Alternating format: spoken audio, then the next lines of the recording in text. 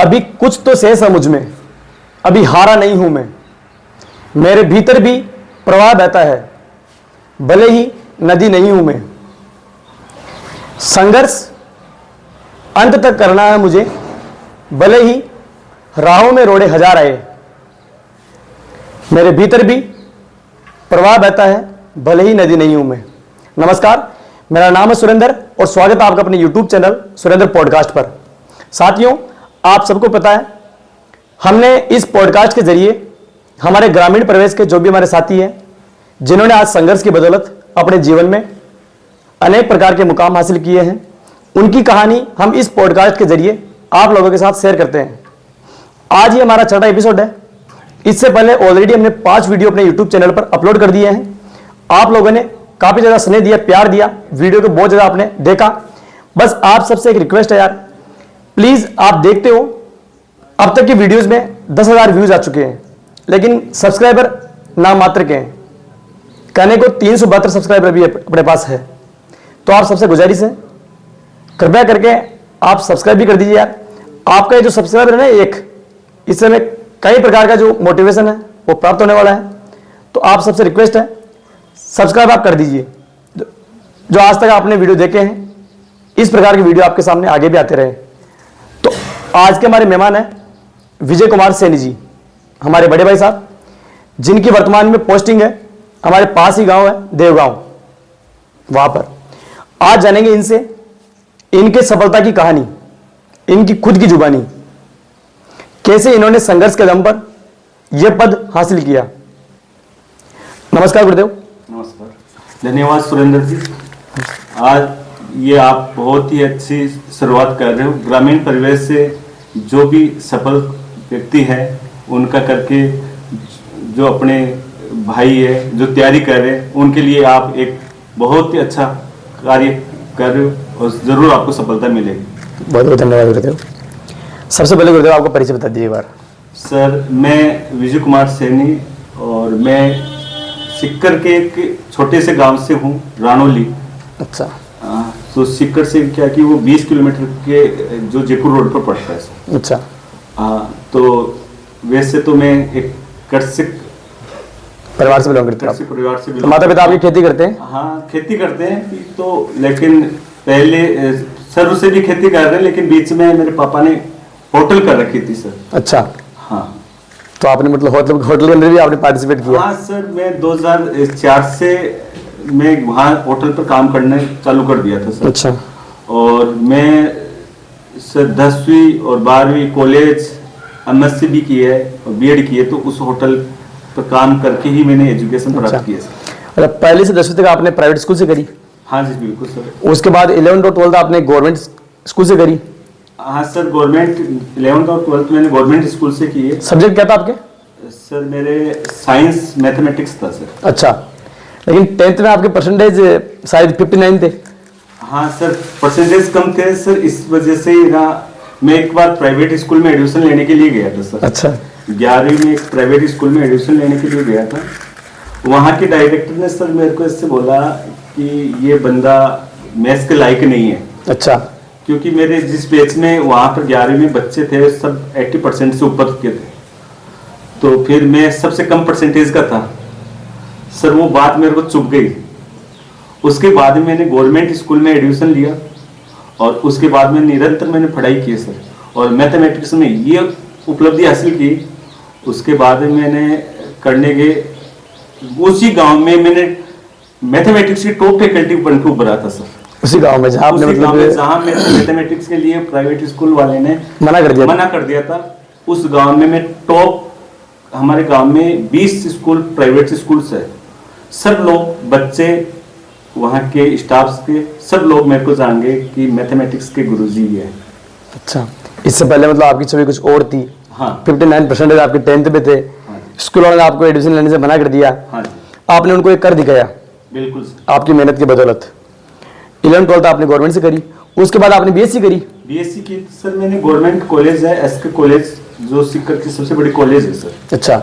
हाँ, वहाँ से मैंने BSc की सर। BSc करी, उसके बाद आपने MSc करी? MSc की। MSc का सब्जेक्ट था आपके? Sir mathematics. मैथ से करी आपने ना? मैथमेटिक्स। अच्छा, थोड़ा वो कहानी बता दीजिए एक बार, बीएससी करने के बाद एमएससी का जो आपका शेड्यूल था। सर मैं जैसे 12th करने के बाद में AIEEE किया था सर। अच्छा। पहले IIT की बेस पर होता था सर एग्जाम, तो उसमें मेरे को थोड़ी सफलता नहीं मिली। उसके बाद मैंने 1 साल का गैप देख के 2010 में मैंने BSc की। अच्छा। और 2012 में मेरी MSc कंप्लीट हुई। अच्छा। और उसके बाद में मैंने B.Ed की, और B.Ed करने के बाद में कंटिन्यू मैं प्राइवेट स्कूल में पढ़ाने लग गया था। अच्छा, बीएड करने के बाद हाँ जी। जब तक आपकी सरकारी जॉब नहीं आई तब तक आप प्राइवेट स्कूल से पढ़ाते प्राइवेट थे? स्कूल में पढ़ाया था सर। 2017 तक मैं एक ही स्कूल में पढ़ाया था सर। 13 से लेकर 17 तक पढ़ाया था 17 आपने? से 4 साल एक ही स्कूल में पढ़ाया था। लेकिन मुझे एक याद आ रहा है 17 के अंदर आपका किसी कोचिंग वाले के साथ डिस्प्यूट हो गया था। यहाँ कोचिंग में नहीं सर, स्कूल वाले। अच्छा। स्कूल वाले ने कुछ बात हो गई थी, उसके बाद में मैंने खुद ने मेरी कोचिंग स्टार्ट की थी सर। तो कोचिंग में मैंने खूब बच्चे जोड़ लिए थे सर। मेरे 350 बच्चे हो गए थे उस टाइम। अच्छा। 2017 के बाद में मेरे पास 350 बच्चे कोचिंग में हो गए। और मैं साथ एक स्कूल में भी पढ़ा रहा था सर। कोचिंग के साथ आप स्कूल पढ़ा भी जाना? हाँ बिल्कुल सर। खुद का स्कूल था आपने कर लिया था उस टाइम पे? नहीं, स्कूल नहीं था सर, कोचिंग थी। कोचिंग खुद का ही किया आपने? BSc की कोचिंग थी। BSc के बच्चों को पढ़ाता था, प्लस कंपटीशन के बच्चे थे सर। अच्छा, मैथ पढ़ाते थे आप ना? हाँ, मैथमेटिक्स। मैथमेटिक्स। उसके बाद की कहानी बताइए एक बार आप। वहाँ डिस्प्यूट होने के बाद आपने खुद का भी ज्वाइन किया कोचिंग आपने चलाया, बच्चों को आपने, आपकी कोचिंग से कई सारे बच्चे सेलेक्ट भी हुए? हाँ बिल्कुल सर, खूब बच्चे। जैसे मैं एयरफोर्स में मेरे 4 बच्चे सिलेक्ट हुए थे उस टाइम, और राजस्थान पुलिस में भी 3-4 बच्चे सिलेक्ट हुए थे। एक बच्चा सर NDA में, जो डिफेंस की सबसे बड़ी भर्ती होती है सर, अच्छा। NDA की, एक बच्चा मेरा NDA में सिलेक्ट हुआ है। NDA में सिलेक्ट हुआ आपके कोचिंग से? हाँ सर। बहुत बहुत शुभकामनाएं सर। सर डिस्प्यूट होने के बाद आपने कोचिंग स्टार्ट करी खुद की, और कई बच्चे जॉब में गए। एक बच्चे का आप बता रहे हो NDA में मतलब उसका सिलेक्शन हुआ। उसके बाद 2018 की वैकेंसी आई थी आपकी? हाँ जी सर। 18 में आपकी वैकेंसी आई, उसके बाद 19 में आपने एग्जाम दिया, उसका रिजल्ट आया 20 के अंदर? नहीं सर, ये था 2018 की वैकेंसी थी, 18 में एग्जाम हो गई। अच्छा। 19 में रिजल्ट आया था सर। और 20 में पोस्टिंग मिली आपको? 20 में पोस्टिंग मिली थी सर। अच्छा। 20 में पोस्टिंग मिली थी। 29 अगस्त को? अगस्त 2020 को मेरे को पोस्टिंग मिल गई थी यहाँ देवगांव में सर। देवगांव। तब से आप यहीं पर रेगुलर हो गया ना? कंटिन्यू यहीं पर हूँ सर। सर जब आपकी पोस्टिंग हुई उस टाइम पे गांव वालों का नजरिया क्या था और उससे पहले क्या था? सर गांव का सर, मैं पैसे तो पहले भी कमा रहा था सर। कोचिंग अच्छा। में भी खूब पैसे कमाए थे, और स्कूल में भी किया था, कॉलेज में भी कमाए थे। मतलब ये मान सकते हैं लेकिन फाइनेंशियली आप इंडिपेंडेंट थे ना? मानसिकता लोगों की या समाज की यही की मानसिकता है कि गवर्नमेंट जॉब होना चाहिए सर। तो लोगों की जैसे जॉब लगने के बाद में, गवर्नमेंट जॉब लगने के बाद में लोगों की मानसिकता तो चेंज हुई है सर। सही बात है। नहीं, आप कितना कारगर मानते हो गवर्नमेंट जॉब को आज के इस दौर में? सर सरकारी जॉब तो जरूरी है सर। आज के दौर में सरकारी जॉब जिसके पास होगी उसकी समाज में सर अलग तरह की पहचान होगी। अच्छा। मैंने सर खुद ने ये भोगा है। 2017 से मैंने कोचिंग स्टार्ट किया था, वो कोरोना टाइम था 2020 का। 20 का। तो सर उसमें मेरे कोचिंग के बच्चे थे, 350 के समथिंग बच्चे थे, और वो सारे बंद हो गए थे, कहीं बाहर निकल नहीं पा रहे थे। तो उस टाइम का मैंने दौर देखा सर। उस टाइम में अगर ऐसा लगा था कि अगर अपने पास गवर्नमेंट जॉब होती तो ज़्यादा बेटर रहता। अच्छा, उस टाइम आपके वाइफ सिलेक्ट हो चुके थे 17 के अंदर? हाँ, 17 में सर मेरा भाई सिलेक्ट हो गया था। तो उससे भी थोड़ा सा मेरे को कुछ अलग मिला कि अपन को भी अपनी सरकारी जॉब की तैयारी करनी चाहिए सर। और मैं उसके बाद में ही 2017 के बाद ही मैंने सरकारी जॉब की तैयारी की है सर। और आज के युवा है वो क्या है कि तैयारी तो करते हैं सर, एक अटेम्प्ट करते हैं, दूसरा अटेम्प्ट करते हैं, तीसरे में होपलेस हो जाते हैं सर। तो मेरा तो उनको यही मानना है कि अगर आप उसको कंटिन्यू करते रहिए और अंत आपको सफलता मिलेगी। अगर उसमें गवर्नमेंट जॉब नहीं भी लग पाए तो आप अगर कोई प्राइवेट जॉब भी करोगे तो वो फायदा आपको वहीं पर मिलेगा सर। तो कंसिस्टेंसी का फायदा मिलेगा वहाँ पर। अगर आपने तैयारी की है, बढ़िया तैयारी की है, मन लगा के तैयारी की है, तो उसका तो फायदा तो मिलेगा सर। सही बात है सर। आपकी जब 20 में पोस्टिंग हुई, लगातार आप देवगांव में पोस्टेड हो, क्या क्या चैलेंजेस आपको उस टाइम पे फेस करने पड़े और वर्तमान में आप क्या क्या चैलेंजेस फेस कर रहे हो स्कूल के अंदर? सर 2020 में मैं आया था, तो उस टाइम भी सर कोरोना का दूसरा फेज आ गया था सर। अच्छा। तो उस टाइम बच्चे आ नहीं पाते थे सर। तो मैंने यहाँ पर एक मेरा यूट्यूब चैनल बनाया था सर। तो यूट्यूब चैनल के जरिए मैंने बच्चों को क्लास उपलब्ध करवाई थी सर, मैथमेटिक्स की। कोरोना के सेकंड फेज में? हाँ, सेकंड फेज में मैंने यहाँ यूट्यूब से बनाया था वीडियो और बच्चों को भेजवा था सर। और जैसे ग्रुप बना के बच्चों के पास जाते, और बच्चे, कुछ बच्चे तो जैसे मान लो यहाँ ग्रामीण परिवेश के बच्चे हैं, उतने सोशल मीडिया उस टाइम कम था, इसलिए कम पढ़ पाते थे। सही बात है। लेकिन फिर भी मैंने उनको वीडियो उपलब्ध करवाने की कोशिश की सर। लेकिन गवर्नमेंट जॉब में या देवगांव का मैंने एक देखा है सर, यहाँ पेरेंट्स और टीचर का तालमेल थोड़ा सही नहीं हो पाता। सही नहीं होता। मतलब अपने इस चीज़ को माने कि आपके स्कूल के अंदर वर्तमान में बच्चों की जो उपस्थिति है वो कई हद तक कम है। हाँ बहुत सर, ये आता है जब भी यहाँ कृषि परिवार से हैं, खेती करते हैं। सही बात है। तो क्या बच्चे पेरेंट्स उनको क्या कि उस कृषि कार्य में लगा लेते हैं सर। जैसे बच्चों की क्या पढ़ाई चाहे हो या ना हो, बच्चों को ले जाते हैं सर। थोड़ा आपने कुछ चेंज किया इसके अंदर या आपके आने के बाद इन 4-5 सालों के अंदर? मैंने सर 3 साल में तो जैसे मैं क्लास 10 का क्लास टीचर था सर, उस टाइम तो मैंने बच्चों को सर, मेरे पास 54 बच्चे थे और शायद 50 से ऊपर प्रेजेंट होते थे सर मेरी क्लास में। तो क्लास में? हाँ बिल्कुल। साल के अंदर कौन कौन से नवाचार किए, कौन कौन सी इनोवेशन की है? सर हमारे स्कूल में बहुत ज़्यादा नवाचार हुए हैं सर। हमारा सर स्कूल का मैनेजमेंट है, जैसे हमारे प्रिंसिपल सर है भवनलाल जाट सर, उनको जब भी हम जाके कुछ बोलते हैं या कुछ चीज़ की हमें ज़रूरत होती है तो उनको बताते हैं, तो वो उस चीज़ को उपलब्ध करवाने की कोशिश करते हैं सर। जैसे हमारे स्कूल में आने के बाद में व्हाइट बोर्ड का था, तो व्हाइट बोर्ड प्रत्येक क्लास में व्हाइट बोर्ड है सर। और हमारे स्कूल में सर 6 से लेकर 12 तक के बच्चे कुर्सी पर बैठते हैं सर। कुर्सी पर बैठते? हाँ बिल्कुल, कुर्सी पर बैठते। ये आपके आने के बाद ही हुआ? हाँ, मेरे आने के बाद में सर पहले क्या कि 9 से लेकर 12 तक बैठते थे सर, लेकिन अब 6, 7, 8 के बच्चे भी कुर्सी पर बैठते हैं सर। और सर मेरे आने के बाद में एक हमारे स्कूल में सर गेट बना है, जब किसी भी आप संस्था में जाओगे तो उसके प्रवेश करने से आपको पता चल जाता है सर। तो हमारे स्कूल का गेट इतना भव्य गेट बना रखा है सर। और सर हमारे स्कूल में डिजिटल बोर्ड भी है सर। अच्छा, डिजिटल बोर्ड आपने लगवाया स्कूल की तरफ से लगाया स्कूल सर। में? बच्चों के लिए आप मोटिवेशन के तौर पे क्या करते हो?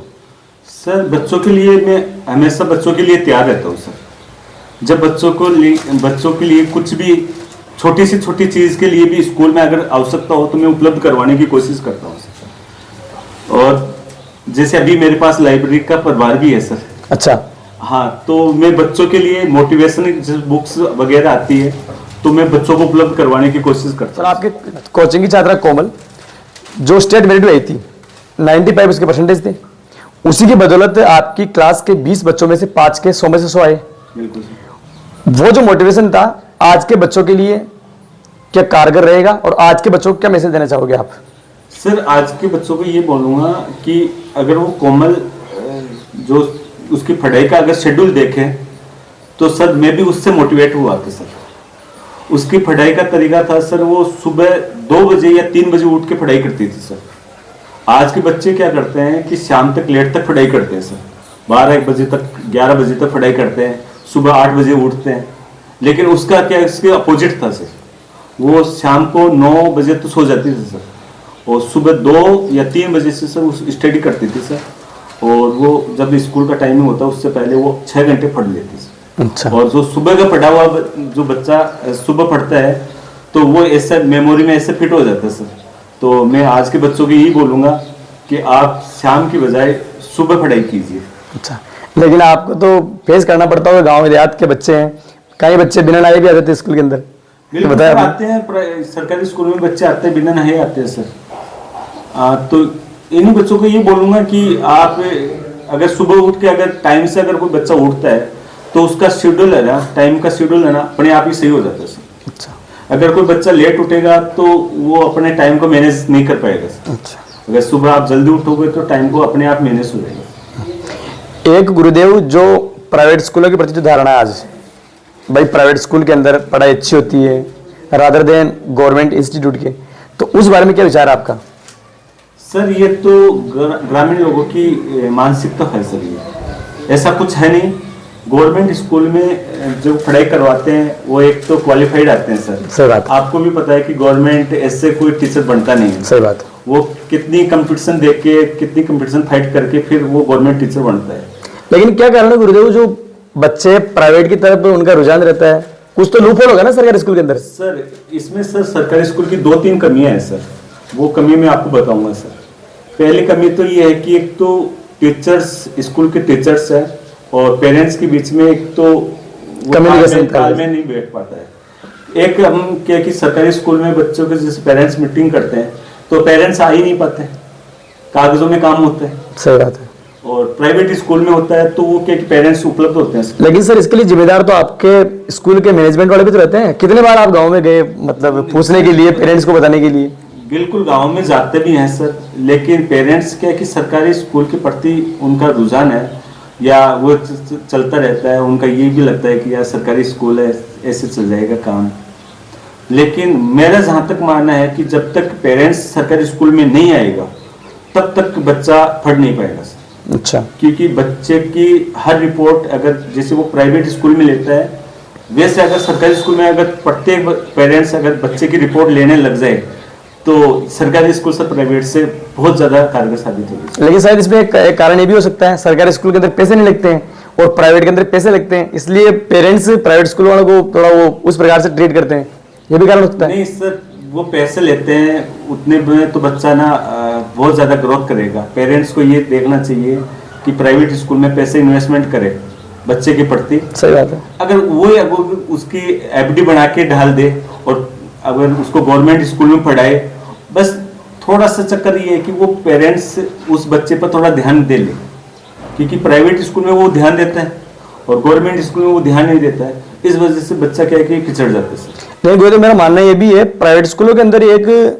प्रचलन रहता है टेस्ट वगैरह का, साप्ताहिक टेस्ट होता है। हाँ, ये क्या आप सरकारी स्कूलों में आप लागू करवा पाते हो? तो मैंने आपको बोला कि 2-3 कमियां हैं गवर्नमेंट स्कूल के, एक तो पेरेंट्स का और टीचर्स का तालमेल। दूसरा हमारे स्कूल में है, जैसे गवर्नमेंट स्कूल में अगर हम मंथली टेस्ट स्टार्ट कर दे, क्लास टेस्ट तो होता है मंथली, अगर वो स्टार्ट कर दे तो उससे भी बढ़िया उपलब्धि हासिल हो सकती है सर। और तीसरी एक बात और है सर, एक हमारे गवर्नमेंट स्कूल की प्रेजेंट है ना 100/100 हो तो भी हम वो चीज अचीव कर सकते हैं सर। तो सर इसके लिए प्रयास तो आपको करने पड़ेंगे ना। भाई गांव देहात के लोग हैं, वो इस चीज को समझते ही नहीं है कि मेरे बच्चे की उपस्थिति मायने रखती है, कि मेरा बच्चा क्या पढ़ रहा है वो मायने रखता है। प्राइवेट स्कूल में जा रहा है इसका मतलब उसका बच्चा इंटेलिजेंट है, भले ही वो क्या पढ़ रहा है क्या नहीं पढ़ रहा है, घर आने के बाद उसने कहाँ बैग डाला कहाँ नहीं डाला उससे नहीं पूछते हैं, लेकिन प्राइवेट में जा रहा है इसका मतलब उसका बच्चा पढ़ाई के अंदर उसका स्तर अच्छा है। सर तो वो ये तो ना अपन पेरेंट्स की मानसिकता है सर। मैं यही बात पहले भी आपको बोला था कि अगर पेरेंट्स अगर बच्चे पर अगर 1 घंटा भी घर पे ध्यान दे ले, चाहे वो गवर्नमेंट स्कूल में पढ़े चाहे प्राइवेट स्कूल में पढ़े। आप ये मानते हो कि प्राइवेट स्कूल में जाते तो बच्चा इंटेलिजेंट है? मैं नहीं मानता। मैं नहीं मानता इस बात को, पेरेंट्स मानते हैं। पेरेंट्स मानते होंगे, लेकिन मैं भी नहीं मानता हूँ कि अगर वो बच्चा अगर 1 घंटे अगर पेरेंट्स ध्यान दे ले बच्चे पर कि उसने क्या आज पूरे स्कूल में क्या किया है क्या नहीं किया है। एक सर सबसे बड़ी बात है, अगर पेरेंट्स से हम बच्चों को एक डायरी उपलब्ध करवाते हैं सर, बच्चे की दैनिक डायरी होती है सर। अच्छा। अगर दैनिक डायरी को अगर पेरेंट्स चेक कर ले, रोज चेक करे कि कौन से सब्जेक्ट में कार्य मिला है कौन से में नहीं मिला है, क्या कार्य दिया है क्या कार्य नहीं दिया, बस उस एक डायरी को चेक कर ले तो बच्चा अच्छे स्थिति पर आ जाए। क्या कारण है फिर प्राइवेट स्कूल वाले डायरी भेजते हैं, दैनिक डायरी जो घर वाले चेक कर लेते हैं, आपके गवर्नमेंट स्कूल का क्या ऐसा रुझान रहता है जो नहीं कर पाते हैं? सर इसमें कि गवर्नमेंट स्कूल में इतने ज्यादा कार्य आते हैं सर, इतनी ट्रेनिंग आती है, इतने अदर एक्टिविटी ज्यादा है सर, उससे क्या कि टीचर्स वगैरह ना उस बात पर ध्यान नहीं दे पाते हैं सर। तो कहने की कमी है ना, बच्चे तक पहुंच नहीं पाते हैं सर। अच्छा। तो गवर्नमेंट में सर सबसे बड़ी समस्या यही है कि आपको टीचर जो आप स्टडी करवाते हो उसके अलावा आपसे बहुत प्रभाव मिलते हैं सर। अच्छा। लेकिन गुरुदेव आज आप प्राइवेट स्कूल को रेस्पॉन्सिबल कर रहे हो, इस चीज़ के लिए रेस्पॉन्सिबल ठहरा रहे हो कि वहाँ पर साप्ताहिक टेस्ट वगैरह होते हैं, वहाँ पर दैनिक डायरी का सिस्टम है, पेरेंट्स मीटिंग होती है, पेरेंट्स वहाँ पर टाइम पे पहुँचते हैं, लेकिन आपने कितना प्रयास किया इस चीज़ को लेकर? सर हमारे स्कूल में सर मैंने आने के बाद में सर ये सिस्टम लागू हो गया सर। जैसे हमारा 2020 के बाद में मेरी स्कूल का है रिजल्ट है ना 100/100 आ रहा है सर। तो जैसे हमारे सर मैनेजमेंट है, तो मैनेजमेंट के को हर चीज़ का पता है सर। तो हम क्या कि साप्ताहिक तो नहीं ले पाते हैं, लेकिन मंथली टेस्ट लेते हैं सर। अच्छा, मंथली टेस्ट सर ये मेरे आने के बाद में तो सर ये कंटिन्यू हो रहा है सर। जैसे साप्ताहिक टेस्ट तो नहीं हो पाते हैं, लेकिन मंथली टेस्ट होते हैं सर हर, और मेरे एक सब्जेक्ट के नहीं होते हैं, सारे सब्जेक्ट के मंथली टेस्ट हो रहे हैं। और सर मेरे आने के बाद में हमारा रिजल्ट 100/100 आ रहा है सर। जैसे 10th में भी है, 12th में भी है। जैसे हमारे स्कूल में फिजिक्स ये साइंस आया है पिछले साल से, तो उसमें भी अब की बार पहला बैच निकला है, उसमें भी 100/100 रिजल्ट रहा है। और मैं जहाँ तक है हमारा मैनेजमेंट इस कोशिश में रहता है कि हमारा रिजल्ट बच्चों के लिए अच्छे से अच्छा कर पाए। अच्छा गुरुदेव, ये तो बात हो गई आपके स्कूल की, आपने नवाचार किया, आप प्रयास भी कर रहे हो कि आगे भविष्य में सरकारी स्कूलों में ऐसे इनोवेशन हो। हाँ बिल्कुल, सभी स्कूल में अगर ऐसा होने लग जाए तो मेरा मानना है कि बच्चा प्राइवेट स्कूल में नहीं जाएगा। लेकिन एक कारण ये भी तो है, एनरोलमेंट होते ही नहीं है। अब कई बार हम बोलते हैं सरकारी स्कूल में जाना चाहिए, पढ़ाई एक कारण नहीं होती है, बच्चे को वहां भेजते नहीं है सरकारी स्कूल के अंदर, तो एनरोलमेंट नहीं होते तो टीचर की भर्ती नहीं आती है। सर इसका रीजन है कि गवर्नमेंट से कुछ पद खाली रहते हैं सर, जिस वजह से पेरेंट्स ने बच्चों के साथ या भेजना पसंद नहीं करते हैं सर। अगर गवर्नमेंट टाइम से भर्ती निकाले और टाइम से अगर टीचर उपलब्ध हो जाए तो ये तो बड़ा कोई इश्यू नहीं है सर। ये तो गवर्नमेंट चाहे तो कभी भी इसको अचीव कर सकते हैं। अभी 2020-22 में देखा है कि अपनी गवर्नमेंट स्कूल में 1 करोड़ नामांकन हो गए थे सर। अच्छा, 1 करोड़ नामांकन हो गए थे गवर्नमेंट स्कूल के, जो अभी घट के वापस कम हुए हैं। तो वो मेन वजह यही है कि टीचर्स नहीं होने के। अपने जीवन के अंदर ऐसा कोई मोमेंट हो जो इंस्पिरेशन मोमेंट आपके जीवन का हो, ऐसी कोई घटना आपके जीवन की? सर सबसे बड़ी बात तो यह है कि मैंने 2006 में सर 12वीं की थी। तब एक प्राइवेट स्कूल वाले ने तो मेरे को तब बोला था कि ये बंदा कुछ नहीं कर पाएगा, मैथमेटिक्स के लायक नहीं है। तो उसके बाद में मेरे को वो बात चुभ गई थी सर। उसके बाद में मैंने मैथमेटिक्स से बीएससी भी की, एमएससी भी की। मेरा एमफिल में भी एक बार सिलेक्ट हुआ गया था सर, मैंने फिर किया नहीं था, उसमें भी टॉप रैंक पर था मैं। और उसी गांव में जैसे मेरे दोस्त वगैरह जैसे सिक्कर प्राइवेट स्कूल में पढ़ा रहे थे, लेकिन मैं उसी गांव में, जो मेरे गांव में वहां से मेरे को ये बोला था कि मैथमेटिक्स के लायक नहीं है, मैं उसी गांव में टॉप फैकल्टी बन के उभरा था सर मैथमेटिक्स। सही बात है। और एक मेरा दोस्त था सर रामस्वरूप सैनी, हम दोनों साथ तैयारी कर रहे थे सर। वो 2016 की बात है सर। तो उनके लास्ट अटेम्प्ट था सर, वो हिंदी से थे, तो उनको पता नहीं था इससे तैयारी कैसे करनी है। तो हम दोनों ने जैसे मिलकर तैयारी की थी, तो उस बंदे ने 2016 की भर्ती थी फर्स्ट ग्रेड की, उसमें टॉप 100 में आए थे सर, टॉप 100 में आए थे। तो उस दिन से मैंने भी ठान लिया था कि मैं भी टॉप 100 में आऊंगा। अच्छा। हाँ, उसके बाद मैंने जैसे 2018 में तैयारी की थी और टॉप 100 में आया था सर। ये हमारी भर्ती थी 729 पदों की थी, तो उसमें मैं टॉप 100 में आया था सर। अच्छा गुरुदेव, पढ़ाई का किस शेड्यूल था आपका उस टाइम पे? कितने घंटे आप पढ़ाई करते थे? सर मैंने देखो सर 2018 में मैं एक स्कूल भी ज्वाइन कर रखी थी, मेरी कोचिंग में भी पढ़ाता था, और उसके बाद में 6 घंटे सर लाइब्रेरी में पढ़ाता सर।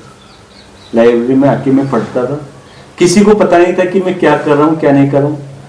गाँव वालों को पता था कि बंदा कोचिंग कर रखा है, स्कूल में पढ़ाता है, कोई तैयारी नहीं करता। लेकिन मैं उस लाइब्रेरी में तैयारी कर रहा था, उस मालिक को पता था या मेरे को पता था। और मैंने 6 घंटे सर उस टाइम कंटिन्यू पढ़ाई की थी सर। अच्छा। और जिस दिन मेरा पेपर हुआ था उसी दिन मेरे को पता चल गया कि अपन गवर्नमेंट टीचर तो बन गए। सबसे बड़ा सपोर्टिव किसको मानते हो आप? सर सबसे बड़ा सपोर्ट तो पेरेंट्स को मानते हैं, और फिर मेरा भाई है। भाई अगर नहीं होता साथ तो जिम्मेदारी अपने पर इतनी सबसे ज्यादा आती है सर। सही बात है। कहते हैं ना, गिरते हैं मैदान जंग में सहसो सवार ही, वो तुल्ब क्या गिरे जो घुटने के बल चलते हैं। मेहनत की बदौलत गुरुदेव ने आज ये मुकाम हासिल किया है। गुरुदेव, आज हमारे यूथ बाहर जो तैयारी कर रही है, जो हमारे साथी जो तैयारी कर रहे हैं, उनको आप क्या मैसेज देना चाहोगे? और एक जो उनका रूटीन है पढ़ने का, थोड़ा उसके बारे में आप खुल के बताइए एक बार, किस प्रकार से पढ़ाई करें ताकि कम समय के अंदर वो बढ़िया आउटपुट वो ला सके। सर आज की जो तैयारी करते हैं मैंने देखा है सर, वो क्या अलग अलग राइटर्स की सर किताब ले बुक्स वगैरह लाते हैं, तो 10 राइटर की बुक लेके आ गए सर, और जब तक एग्जाम नहीं होती तब तक उनको पढ़ते रहते हैं सर। मेरा मानना है कि आप एक बुक्स लाओ और उसको 10 बार पढ़िए सर। बेहतर बात है। हाँ, अगर आपका बेसिक कमजोर है, अगर बेस नहीं है, आपको कुछ पता नहीं है, आप उसकी तैयारी कर रहे हो, तो आपको थोड़ा कोचिंग भी लेने की जरूरत है सर। अच्छा, कोचिंग मानते हो आप? कोचिंग हाँ, कोचिंग थोड़ा बेस बढ़ाने के लिए लेना जरूरी है सर। मैं ये नहीं मानता कि आप सारे कोचिंग कीजिए, लेकिन अगर बेस कमजोर है तो आपको कोचिंग लेनी चाहिए सर। अच्छा, प्रेशर हो तो आपको लेना चाहिए। प्रेशर हो तो आपको कोचिंग लेनी चाहिए। उसके बाद में आप एक बुक खरीदिए और उसको 10 बार पढ़िए सर। अच्छा। और बच्चों की क्या कि एक मैंने ये से भी देखा, मेरी कोचिंग में भी देखा था, बच्चा जैसे बढ़ती आई तब वो 4 या 5 महीने तैयारी करता है, उसके बाद में वो पढ़ाई छोड़ देता है सर। तो बच्चे को क्या है कि सर पढ़ाई ना कंटिन्यू रखनी चाहिए सर, और एक बुक को 10 बार पढ़िए, और जब आपकी एग्जाम आ जाए उससे आप 1 महीने पहले आप बुक्स को छोड़िए सर, मत पढ़िए बुक को। अब उस टाइम या तो करंट जीके पढ़िए या आप मॉडल पेपर्स निकालिए सर। जितना मॉक टेस्ट जो बोलते हैं, जो मॉडल पेपर निकालोगे तो उसमें आपको 2 चीज मिलेगी, एक तो टाइम का मैनेज हो जाएगा आपका, और एक आप पे कितना स्कोर कर रहे हो, अचीव कर रहे हो, वो 2 बात आएगी आपके सामने। और सर पढ़ाई की बात है तो आज मैं भी, सबसे बड़ी बात है कि आज के लोग सोशल मीडिया का ज्यादा उपयोग कर रहे हैं सर। जब भी सफलता लेनी है तो आपको सोशल मीडिया से दूर रहना पड़ेगा। फोन से दूर रहना पड़ेगा ना? फोन से दूर रहना पड़ेगा। पढ़ाई के दौरान आपके पास फोन था या? सर फोन था, लेकिन मैं जब भी तैयारी करता हूँ या तो मैं सर सोशल मीडिया से दूर रहता हूँ सर। अच्छा, सोशल मीडिया से दूर रहता हूँ, और आज भी मैं सर 3 घंटे से कम 3 घंटे में आज भी स्टडी कर रहा हूँ सर। अच्छा, बिना किसी तैयारी के लिए? हाँ, मेरा कोई टारगेट नहीं है, अभी मैंने कोई तैयारी करनी है, फिर भी मैं 3 घंटे पढ़ता हूँ सर। अच्छा, इसलिए पढ़ता हूँ कि अगर 3 घंटे नहीं पढ़ूँ तो क्या करूँ सर, सही बात। मोबाइल देखना पड़ेगा, और मोबाइल से दूर रहने के लिए मैं सर 3 घंटे स्टडी करता हूँ सर आज भी। सही बात है। गुरुदेव, यूथ को आप क्या मैसेज देना चाहोगे? एक बार उनको आप मैसेज दे दीजिए ताकि इस तैयारी के अंदर वो 4 चांद लगा सके। सर आज के युवाओं को मैं यही बोलूंगा कि आप कंटिन्यू पढ़ाई कीजिए, घबराने की जरूरत नहीं है, और आप लगातार अगर करते रहोगे तो आपको लक्ष्य जरूर मिलेगा। गुरुदेव, एक बार फिर से हमारे जो आज साथी तैयारी कर रहे हैं उनको एक बार आप वापस से एक मैसेज दे दीजिए बढ़िया वाला, ताकि वो अपनी तैयारी के अंदर 4 चांद लगा सके और आपकी तरह सरकारी सेवाओं में वो चयनित हो सके। एक बार फिर से अपने यूथ को मैसेज दे दीजिए। साथियों, मेरा मानना है कि आप निरंतर पढ़ाई कीजिए और घबराने की कहीं जरूरत नहीं है आपको।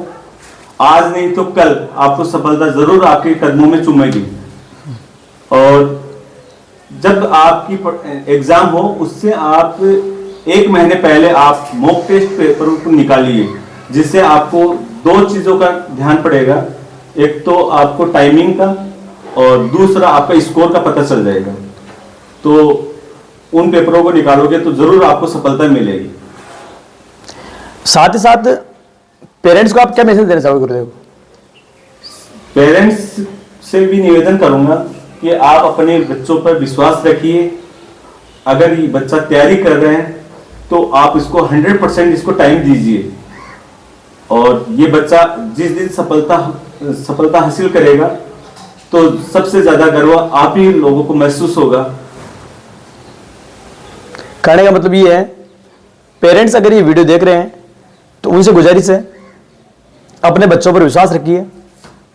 एकमात्र शख्स आप ही है जो अपने बच्चों का हौसला बढ़ा सकते हैं और उनके इस कठिन समय में सहयोगी बन सकते हैं। आप सबसे रिक्वेस्ट है, कई बच्चे अपने पेरेंट्स के दबाव में आकर पढ़ाई छोड़ देते हैं, या फिर घर की जिम्मेदारियां जो होती है उनकी वजह से उनको पढ़ाई से पिछड़ना पड़ता है। हालांकि अमूमन ऐसा होता नहीं है, बच्चा अपने स्व निर्णय से पढ़ाई छोड़ता है। कोई माँ बाप नहीं चाहता है कि मेरा बच्चा पढ़ाई छोड़े, लेकिन फिर भी अगर पेरेंट्स की 5% भी कहीं रहती है गुंजाइश, तो वो भी पेरेंट्स को नहीं रखनी चाहिए। साथियों, आज के लिए बस इतना ही। मिलते हैं अगले रविवार ऐसे ही हमारे मेहमान के साथ, जिन्होंने संघर्ष के दम पर अपने फील्ड में महारत हासिल करी है और सरकारी सेवाओं में अपना चयन करवाया है। अगर वीडियो पर आप पहली बार आए हैं, चैनल पर पहली बार आए हैं, तो चैनल को आप सब्सक्राइब कर दीजिए, लाइक कीजिए, शेयर कीजिए अपने दोस्तों के साथ, ताकि उनको भी ये कहानी पता लग सके कि किस प्रकार से एक बच्चा जिसके 59% 10th में थे, गांव वाले उनको ताना मारते थे, स्कूल के अंदर उनको एडमिशन नहीं दिया गया कि तेरे 10th के अंदर 59% है, मैथ तू नहीं पढ़ पाएगा। IIT से पहले एक एग्जाम होता था AIEEE, उसके लिए इन्होंने तैयारी करी, इन्होंने MPhil किया, उसमें क्वालिफाई हुए। उसी गांव के अंदर जिस गांव ने इनको नकारा था, इनको बोला गया कि आप पढ़ाई में कमजोर हो, आप कुछ नहीं कर पाओगे। इन्होंने खुद की कोचिंग भी करी, बच्चों को इन्होंने कई बच्चों को सिलेक्ट करवाया। NDA के अंदर एक बच्चा टॉप इनकी कोचिंग से रहा, एक बच्ची इन्होंने बताया मेरिट में आई इनकी कोचिंग की बदौलत, जिसकी पारिवारिक परिस्थिति ठीक नहीं थी।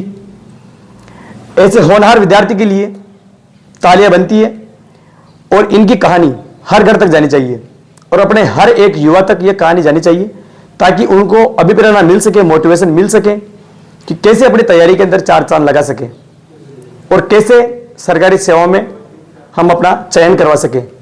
राम राम, जय हिंद।